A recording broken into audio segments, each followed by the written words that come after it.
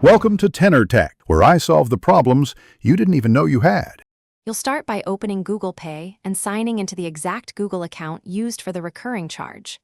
Once done, tap the profile or menu icon to get to Payments and Subscriptions. This is where Google groups recurring billing. Make sure you pick the right account, because AutoPay is tied to that login. If you use multiple emails, confirm by checking the card or merchant name that appears under Recent Activity. This prevents disabling the wrong subscription. Next, navigate to Payments and Subscriptions, then Subscriptions or Automatic Payments. You'll see a list of merchants with active recurring billing. Select the one you want to stop.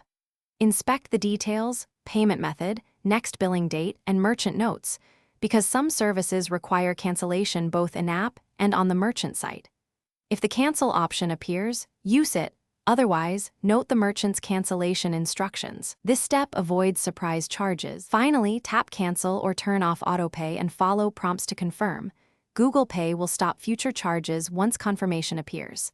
Make sure to keep any on-screen confirmation or screenshot too. This proves you canceled before the next billing date.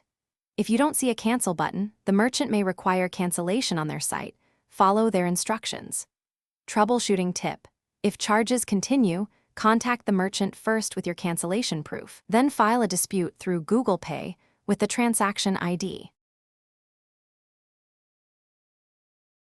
Thanks for watching. Subscribe to keep your life in tune.